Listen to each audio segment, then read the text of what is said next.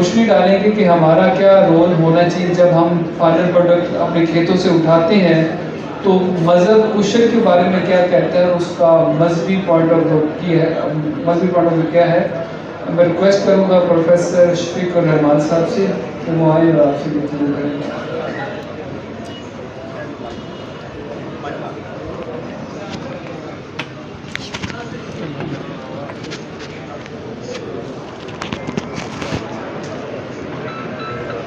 السلام علیکم ورحمۃ اللہ وبرکاتہ. الحمدللہ رب العالمین والصلاۃ والسلام علی سید الرسل وخاتم النبیین. اما بعد فاعوذ باللہ السمیع العلیم من الشیطان الرجیم. بسم اللہ الرحمن الرحیم. فلینظر الانسان الی طعامہ انا صببنا الماء صبا ثم شققنا الارض شقا فانبتنا فیہا حبا وعنبا وقضبا. میں شکریہ ادا کرتا ہوں آپ تمام احباب کا اور اس پروگرام کو مینیج کرنے والے تمام دوستوں کا. اس قدر خوبصورت محفل سجائی ہے. آپ نے فصل کو بہتر سے بہتر بنانے کے لیے کھادوں کا تناسب، سپرے، زرعی ادویات، بیج، پانی، یہ ساری چیزیں سنی ہیں. لیکن چونکہ ہم مسلمان ہیں، بطور مسلمان ان ساری چیزوں کے ساتھ ساتھ ہمارا اللہ کی ذات پر ایمان، یقین اور توکل بھی ہے. جو آیات کریمہ میں نے ابھی تلاوت کی ہیں، سورہ عبس کی تلاوت ہیں، آیات ہیں، ان میں اللہ تعالیٰ نے انسان کی خوراک کا تذکرہ اس انداز سے کیا ہے کہ انسان کے لیے ہم آسمان سے پانی برساتے ہیں، پھر زمین سے اس کے لیے فصلیں اگاتے ہیں. بلکہ سورہ الواقعہ کے اندر اللہ تعالیٰ نے تو انسان کو تنبیہ کرتے ہوئے کہہ دیا انتم تزرعون ام نحن الزارعون. یہ جو تم زمین سے فصلیں اگاتے ہو، یہ بتاؤ کہ ان فصلوں کو تم اگانے والے ہو یا ہم اگانے والے ہیں. انسان کا کام تو محنت کرنا ہے اور محنت کرنے کا سبق دیا گیا ہے. زراعت، کھیتی باڑی کے بارے میں جناب علی رضی اللہ تعالی عنہ کا قول بڑا مشہور ہے. آپ فرماتے ہیں ازرعوا واغرسوا ما عمل آدمی عملا اجل ولا اطیب منہ. کھیتی باڑی کرو، فصلیں اگاؤ، پودے کاشت کرو، درخت لگاؤ، اور یاد رکھ لو پوری تاریخ انسانی کے اندر اس سے زیادہ پاکیزہ اور زیادہ بہتر کام کسی آدمی نے آج تک نہیں کیا. رسول اللہ صلی اللہ علیہ وسلم نے اس بارے میں رہنمائی فرمائی ہے. بلکہ یہاں تک احادیث میں یہ ملتا ہے کہ جناب آدم علیہ السلام جب زمین پر آئے تو خوراک کی حاجت ہوئی تو پوچھا کہ یا اللہ میں کھاؤں پیوں کہاں سے. جناب جبرائیل علیہ السلام پیغام لے کے آئے کہ میرے آدم سے کہو کن حراسا، آپ کھیتی باڑی کریں. تو جناب آدم علیہ السلام نے پھر کھیتی باڑی کا کام شروع کیا اور اس کے ساتھ ساتھ پھر اللہ سے دعائیں بھی کرتے رہے. رسول مکرم صلی اللہ علیہ وسلم نے کھیتی باڑی کو انسان کے لیے فضیلت، مقام اور مرتبے کا ایک معیار قرار دیا ہے، اس کے لیے ثواب کا ایک عمل قرار دیا ہے. آپ فرماتے ہیں کہ جب بھی کوئی مسلمان کھیتی اگاتا ہے، فصل اگاتا ہے، کاشت کرتا ہے، یا کوئی باغ کاشت کرتا ہے، پودے اگاتا ہے، وہاں سے کوئی جانور کھا لے، انسان کھا لے، تو جتنا بھی کوئی کھائے گا اللہ تعالیٰ اس کو برابر کا اس کا ثواب عطا فرمائے گا. بلکہ ایک حدیث میں رسول مکرم صلی اللہ علیہ وسلم نے فرمایا کہ ایک عورت سفر کر رہی تھی، اس نے کتے کو پانی کا ایک گھونٹ پلایا تھا تو اللہ تعالیٰ نے اس کے سارے گناہوں کو معاف کر کے اس کو جنت عطا کر دی تھی. کاشتکار، کسان، زمیندار یہ تو انسانوں کی خوراک کا اہتمام کرتے ہیں. کتے کو پانی پلانے والی جنت میں جا سکتی تو جو انسانوں کی خوراک کا اہتمام کرنے والے ہیں ان کو اللہ تعالیٰ کتنا مقام عطا کرے گا. میں چند آداب آپ کے سامنے اسلامی حوالے سے زراعت کے آداب رکھ دیتا ہوں. سب سے پہلے نمبر پہ کھیتی باڑی کریں لیکن اس میں اپنی نیت خالص کر لیں. آپ کہیں گے یہ کوئی نماز تو نہیں ہے، روزہ نہیں ہے، اس میں نیت کا کیا مسئلہ ہے؟ دیکھیں جب بھی آپ کام کریں گے آپ کی نیت کے اندر 3 چیزیں شامل ہونی چاہیے.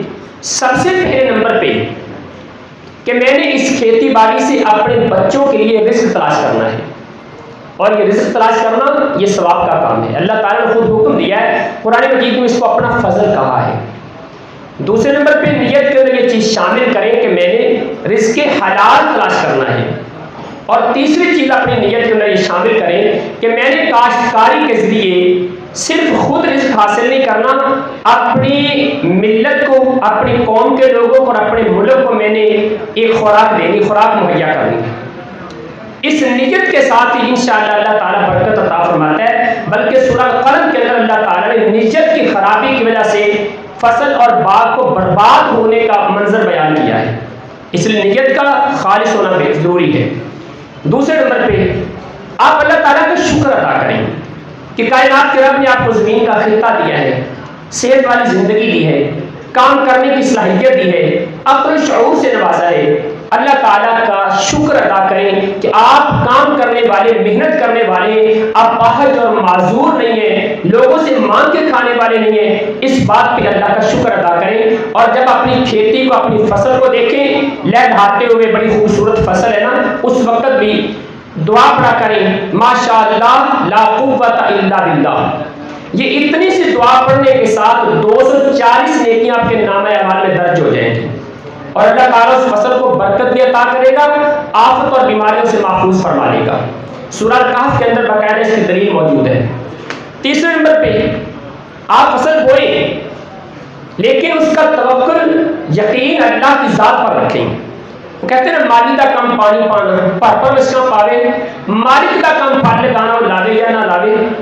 توکل اللہ کی ذات پہ. یہ نہ کہیں کہ اب میں نے بہت زمین بڑی نرم کر دی ہے، میں نے بیج بہت کمال کا ڈالا ہے، میں نے کھاد کا تناسب بہت اچھا رکھا ہے، میری فصل تو بہت اچھی ہوگی.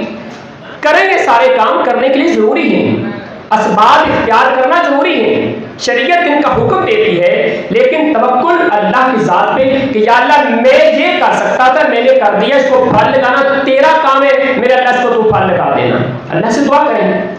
چوتھے نمبر پہ جب فصل تیار ہو جائے تو پھر کھیتی کا حق ادا کرنا. قرآن مجید کہتا ہے وَآتُوا حَقَّهُ یوم حصادہ، جس دن تمہاری فصل تیار ہو جائے اس کا حق ادا کرنا ہے. اب یہاں پہ آپ پریشان نہ ہو جائیں، گھبرا نہ جائے، دل کی دھڑکن تیز نہ ہو جائے. میں کچھ چندہ اکٹھا کرنے کے لیے، فنڈ لینے کے لیے نہیں آیا، میرا کوئی ادارہ نہیں ہے، کوئی مسجد نہیں میرے پاس، ویسے فنڈ دینے میں حرج بھی کوئی نہیں ہے. لیکن میں الحمدللہ یہ کام نہیں کر رہا، اللہ نے ایک ریزنیبل جاب دی ہوئی ہے. تو یہ حاجی عبدالرحیس صاحب اور حاجی کاشف صاحب سپریم رائس مل والے، وہ الحمدللہ یہ محبت کرتے ہیں کہ انہوں نے مجھے دعوت دی تو آپ سے چند باتیں کرنے کا موقع مل گیا. قرآن مجید کے اندر اللہ کہتے ہیں کہ اپنی فصل کا حق ادا کرو. اب اس کو اگر ہم بوجھ سمجھیں گے تو یقیناً ہمارے ایمان میں شک ہے. میں آپ کو ایک چھوٹی سی مثال دیتا ہوں. آپ نے اپنی فصل کے اندر کتنا بیج ڈالا؟ مثلا آپ گندم لے لیں، آپ نے 1 من بیج ڈالا ہے نا، تو 1 من سے اگر آپ 40 من اٹھا رہے ہیں تو یہ 40 من کرنے والا کون ہے؟ کائنات کا خالق و مالک ہے. تو آپ اس اللہ کے نام پہ پھر دوبارہ کچھ دینے کے لیے پریشان ہو جاتے ہیں. ہمارے ایک بزرگ تھے، فوت ہو گئے، تو ان کو ایک مثال دیا کرتے جس حوالے سے، مثال پنجابی کی بڑی دلچسپ مثال ہے. وہ کہتے تھے کہ جب باپ اپنے بیٹے کو کلفی لے کے دیتا ہے نا، تو پھر باپ اپنے بیٹے کو کہتا ہے پتر ایک چوپا مینو بھی لوا دے. تو اگر بیٹا چوپا لوا دے تو پھر بڑی خوشی ہوتی ہے. یہی بات ہے کہ کائنات کے رب نے ہمیں زمینیں دی، سینکڑوں من فصل عطا کر دی، تھوڑے سے بیج سے اللہ تعالیٰ نے ہمارے ڈھیر لگا دیے. اب اللہ تعالیٰ ہم سے کلفی کا چوپا مانگتا ہے کہ میرے بندو اب تھوڑا سا میرے رستے میں بھی دے دو، اور ہم اسے ہچکچانے لگ جاتے ہیں. اس سے پیچھے ہٹتے ہیں. فائدہ کیا ہوگا؟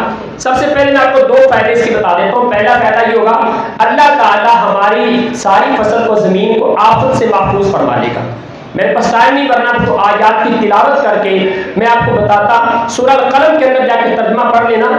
کچھ لوگوں کے پاس باغ تھا، ان کا والد اس باغ میں سے صدقہ خیرات کیا کرتا تھا. باپ فوت ہو گیا، بیٹوں نے کہا ابا تو پاگل تھا، سارا خرچ کر دیتا تھا. بیٹوں نے نیت کر لی کہ ہم رات کے ٹائم میں پھل توڑیں گے تاکہ کسی غریب کو پتہ ہی نہ چلے. رات کے ٹائم میں گئے، نیت یہ کر کے گئے کسی کو دینا نہیں ہے. جب وہاں پہنچے تو جانے سے پہلے سارا باغ جل کے راکھ ہو چکا تھا.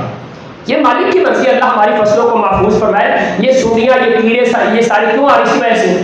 بلکہ پچھلے دنوں جب یہ شکر کرنے پروگرام تھا نا، تو وہاں ہمارے ایک دوست جنہوں نے پارٹیسپیٹ کیا تھا باقاعدہ طور پہ، انہوں نے خود اپنا واقعہ بتایا. وہ کہہ رہے تھے کہ میرا بھائی امریکہ میں رہتا ہے، ڈاکٹر ہے، اور اس کی بیوی بھی ڈاکٹر ہے. ان کی زمین ادھر ہمارے پاس کاشت ہوتی ہے. تو بھائی نے امریکہ سے کال کی کہ بھائی میری فصل کا پورا عشر تم نے ادا کرنا ہے. بھائی نے باقاعدہ طور پہ کہا پورا عشر، ایک ذرہ بھی نہیں چھوڑنا، پورا عشر ادا کرنا ہے میری فصل کا. یہ پچھلے دنوں ہو جائے تھے، آپ نے دیکھا ہوگا، اخبارات میں پڑھا ہوگا. تو کہتے ہیں کہ ابھی عشر ادا کرنے کا ٹائم نہیں آیا تھا، فصل تیار نہیں ہوئی تھی کہ اولے آئے. ہم دونوں بھائیوں کی فصل برباد ہوگی. ہمارا وہ بھائی جو امریکہ کے اندر اس نے کہا تھا کہ میری فصل کا عشر ادا کرنا ہے، اس کی ساری فصل بالکل ٹھیک کری ہے. حالانکہ ابھی ادا نہیں کری، تو نیت کی اس کی. لیا کے اندر چوک آزم میں میرے ایک دوست نے مجھے ایک بزرگ سے ملاقات کروائی. واقعہ میں تفصیل میں نہیں جانا چاہتا. وہ سپرے نہیں کرتے، کھاد نہیں لگاتے. جتنا بل بنتا ہے سپرے کا اور کھاد کا، اتنے پیسے کسی یتیم کو، مسکین کو، غریب کو، کسی بیوہ کو دے دیتے ہیں اور اللہ سے دعا کرتے ہیں. 2 رکعت نفل پڑھ کے دعا کرتے ہیں، یا اللہ یہ پیسہ میرے کھاد پہ لگانا تھا، میرے سپرے پہ لگانا تھا، میں نے تیرے راستے میں دے دیا، اب میری فصل کی حفاظت تو نے کرنی ہے. دوست نے بتایا کہ اس بزرگ کی فصل پورے علاقے میں سب سے زیادہ ہوتی ہے. یہ قدرتی چیزیں، ہم مسلمان ہیں، ہمیں ان چیزوں کو ماننا چاہیے. حدیث کے اندر اس کا فائدہ موجود ہے. رسول اللہ صلی اللہ علیہ وسلم فرمایا کہ ایک آدمی سفر کر رہا تھا. اس نے دیکھا کہ آسمان سے آواز آئی ہے بادلوں سے کہ فلاں کی کھیتی کو پانی پلا دو. کہتا اس نے دیکھا بادلوں سے آواز آ رہی ہے کھیتی کو پانی پلاؤ. وہ بادل کا ٹکڑا تھا، اس کے پیچھے چلنا شروع ہو گیا. بادل کا ٹکڑا ایک ٹیلے پہ جا کے برسا، پانی اکٹھا ہوا، ایک نالی کے اندر جمع ہوا اور آگے ایک فصل تک پہنچ گیا. وہاں پہ ایک آدمی موجود تھا. اس سے پوچھا بھائی یہ بادل کا ٹکڑا اسپیشلی تمہارے لیے آیا ہے، تمہارے لیے برسا ہے، اور تم کیا عمل کرتے ہو؟ اس نے کہا کہ جب میری فصل تیار ہوتی ہے میں 3 حصے کرتا ہوں. ایک حصہ اپنے بچوں کے لیے گھر لے جاتا ہوں، دوسرا حصہ اسی فصل پہ خرچ کر دیتا ہوں، اور تیسرا حصہ یتیموں اور مسکینوں میں بانٹ دیتا ہوں. یہ کام کرنے سے مجھے آج تک پریشانی نہیں ہوئی کہ میری فصل کو پانی کہاں سے لگے گا، بارش آئے گی نہیں آئے گی. جب میری فصل کو پانی کی ضرورت ہوتی ہے، کائنات کا خالق و مالک بارش کا انتظام کر دیتا ہے. ہمیں اپنے رب پہ یقین کامل رکھنا چاہیے اور پورے کا پورا عشر، پوری کی پوری زکات ہمیں ادا کرنی چاہیے. اب عشر ہوتا کتنا ہے، ظاہری بات ہے یہ بھی پتہ ہونا چاہیے. ہمارے علاقے کی جتنی بھی فصل ہے، جتنی بھی کاشتکاری ہے، اس کے اندر عشر 20واں حصہ بنتا ہے. آج وہ بارانی علاقے جہاں پہ بارش کے ذریعے سے فصل تیار ہوتی ہے، وہاں پر 10واں حصہ ہوگا. ہماری اگر 20 من کوئی بھی فصل تیار ہوئی، آپ نے سال میں ایک فصل لی ہے، 1 بار عشر ہوگا. 2 فصلیں لی ہے، 2 بار عشر ہوگا. 3 فصلیں لی ہے، 3 بار عشر ہوگا. جتنی بار آپ اپنی فصل کاشت کر رہے ہیں اتنی بار عشر دینا پڑے گا. اور 20 من پہ 1 من عشر دینا یہ ہر مسلمان پر فرض ہے. اگر نہیں دے گا تو گویا کہ وہ اللہ کے حق کو خود کھا رہا ہے. اللہ تعالیٰ ہمیں سمجھنے کی توفیق عطا فرمائے. ساتھ ساتھ میں دعاؤں کا اہتمام رکھیں. جناب علی رضی اللہ تعالیٰ عنہ انہوں نے ایک دعا سکھائی ہے، رضی اللہ تعالیٰ عنہ. آپ فرماتے ہیں کہ جب تم اپنی فصل کاشت کرتے ہو تو فصل میں بیج ڈالتے ہو، اس وقت 3 بار کہا کرو اَأَنْتُمْ تَزْرَعُونَ أَفَرَأَيْتُمْ مَا تَحْرُثُونَ أَأَنْتُمْ تَزْرَعُونَ وَأَمْ نَحْنُ الزَّارِعُونَ. سورہ واقعہ کی 2 آیات ہیں. 3 بار یہ آیات پڑھیں اور پھر 3 بار کہیں بل اللہ الزارع، اللہ ہی پیدا کرنے والا ہے.